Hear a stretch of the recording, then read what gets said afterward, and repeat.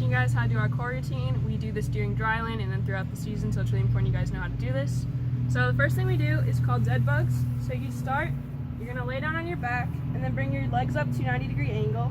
And then also make sure your core is tight. It's super important that you hold this position with the legs at 90 and the core tight, otherwise it's not really gonna do much of a workout. So then how these work is you bring your leg down and your other arm down, making sure you keep your core tight.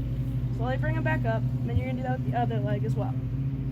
If that's too hard, you can start with your legs and just hold them at 90 with your core tight, and then progress to that if you're ready. When you're first starting these, it can be really helpful to do them with a partner so they can make sure that your legs stay at the 90 degrees. And then we usually hold those for 1 to 2 minutes. The next exercise we're going to do is bird dogs, and they're basically the opposite of dead bugs. So you start in a table position, and you want to make sure that your hips are square to the ground. So what you're going to do is you're going to bring your leg out and your opposite arm, making sure your hips stay square to the ground. Bring them back down nice and slow. You're going to do it with the other side. Then you keep doing that. And then another thing you're going to hear a lot is to keep a neutral neck. So what that means is keeping your neck lined up with your back, so it's not looking up and it's not looking down. And you'll do that again for 1 to 2 minutes.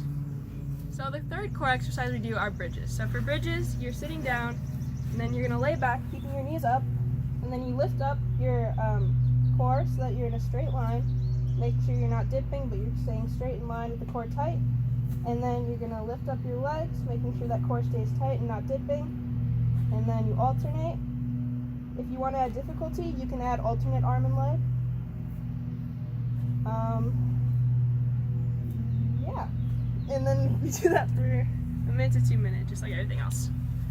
The exercise we do our Shin Jump. So you start kneeling, and then you got to make sure that your feet are in a straight line with the ground. You can't have them like this, so straight line. And then what you do is you explode upwards, you stand up. And then do it again for you guys from like the side. Alright, and then we do 10 of those, but if that's too difficult, what you can do is you can do the same thing, but we have one leg up, but again, making sure that that's straight, and then you explode up onto your one leg. And then you would just alternate to the other knee. So that'd be 5 on each side if you're gonna do it like that.